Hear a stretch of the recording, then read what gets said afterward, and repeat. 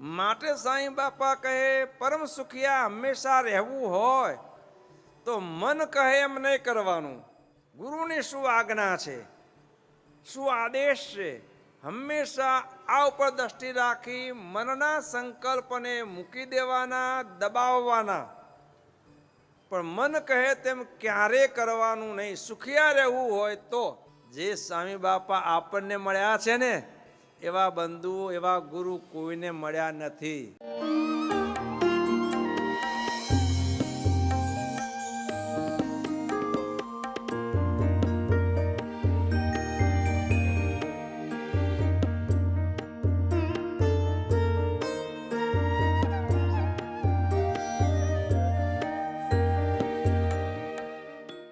બસ હવે તો સાईं બાપા કે સૌએ આ કરવાનું છે.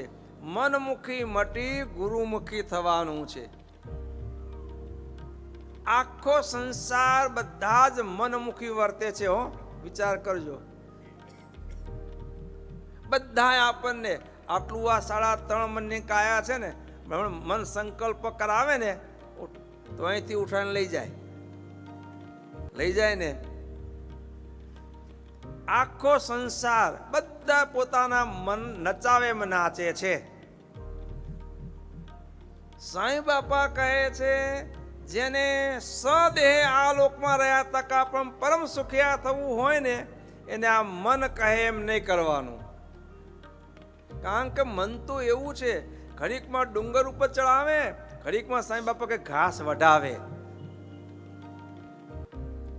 મનનો એક સરખો દઢાવ ક્યારે રહેતો નથી. બધા પોતે વિચાર કરો. આપણા મનના સંકલ્પ, મનના વિચારો ક્યારે સ્થિર રહેતા નથી, ફરી જ જાય. કોઈના જલ્દી ફરે, કોઈના થોડા ફરતા વાર લાગે, પણ કાયમ સ્થિર થઈને રહેતા નથી. અને મનનું કહ્યું જે કરવા જાય ને હંમેશા દુઃખી થાય છે. માટે સાईं બાપા કહે પરમ સુખિયા હંમેશા રહેવું હોય તો મન કહે એમ નહીં કરવાનું.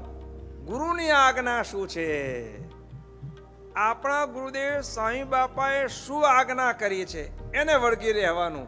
એમાં મન માને અગર ન માને પણ તારે આમ જ રહેવું પડશે. સાईं બાપાએ આપણને કહ્યું કે તમે સૌ મણિનગરમાં આવનારા આ ઘનશ્યામ પ્રભુ એના આશ્રિત, શ્રવણ ગાદીના આશ્રિત છો.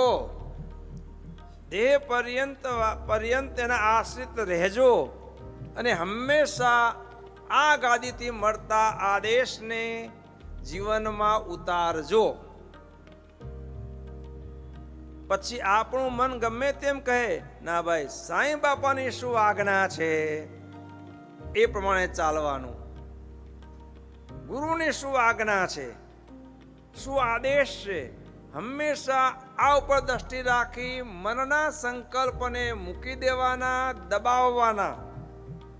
પણ મન કહે તેમ ક્યારે કરવાનું નહીં. સુખિયા રહેવું હોય તો. પછી દુખિયા થવું હોય વાંદરાની પેટે કૂદાકૂદ કરીને એને જેમ કરવું એમ કરે.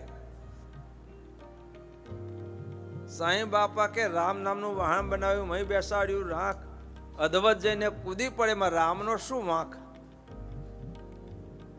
પેલા નાવડામાં વાંદરાના માકડાને બિહાર્યું હોય ને અને પછી નાવ શરૂ કર્યું હોય, જો અંદર બેસી રહે તો સામે પોગી જવાનું છે. પણ માકડું બેસીએ કે શાંતિથી કૂદ કરે ને કૂદકો મારીને હાલી જાય તો પછી ચાલ્યું જાય પ્રવાહમાં. સાईं પર વારંવાર આપણને સમજાયું છે, સમુદ્ર પાર કરવો હોય ને, મોટી જે આગબોટમાં બેઠા હોઈએ ને પૂનમ જેવો સમય હોય ને મોટા મોટા પર્વત જેવા 100 ફૂટના મોજા ઉછળતા હોય મધ્ય સમુદ્રે ને આખી હાલમ ડોલ થતી હોય ને ઉબકા આવતા હોય, રહેવાય ને મુજારો થાય. પણ કોઈ બધા જ મોં બંધ કરીને, આંખો બંધ કરીને, ટૂંટિયા વાળીને પણ બેસી રહે તો સામે કિનારે પોગી જાય. પણ હવે આ સહન થતું નથી અને કોઈ કૂદાકૂદ કરીને કૂદી પડે તો પછી એ ગયો. ને ગમે તેવી બકારી વર્તી હોય, ગમે તેવું થતું હોય, પણ બેસી રહે તો પાર પામી જાય. એમ સાંઈ બાપાએ આપણે વારંવાર સમજાવ્યું છે કે આ સ્વામિનારાયણ ગાદીના આશ્રિત તમે સહુ ગમે તેવો દેશકાળ આવે, ગમે તેવું તમારું મન નવા નવા તર્ક વિતર્ક કરે, તો પણ ક્યારે આ ઘનશ્યામ પ્રભુનું શરણું, સ્વામિનારાયણ ગાદીનું શરણું ક્યારેય મૂકતા નહીં. ભલે ગમે તેવું થાય, મન મૂંઝાય તો મૂંઝાવા દેજો, પણ આ મણિનગર ધામ, સ્વામિનારાયણ ગાદી, એનો આશરો શરણું ક્યારેય મૂકજો નહીં. તો સ્વામી બાપા કે જાઓ, તમારો અંત સમો આવશે ને તપાસીશું ખાતા લાગશે કે આ તો હજુ ઘણું આને દેવું છે, જન્મ ધરાવવો પડે એવો છે, પણ અમારી મોટાઈ, બિરુદ, મોટાઈ ઉદારતા, બિરુદનો અર્થ અમારી ઉદારતા, અમારી મોટાઈ સામું જોઈ બીજો જન્મ નહીં ધરાવીએ અને આને આ જન્મે બધું પૂરું કરી ધક્કો મારીને ધામમાં લઈ જશું. ઓ બંધુ, આવા આશીર્વાદ આપનારા, બળ આપનારા કોઈ છે? જે સ્વામી બાપા આપણને મળ્યા છે ને, એવા બંધુ, એવા ગુરુ કોઈને મળ્યા નથી.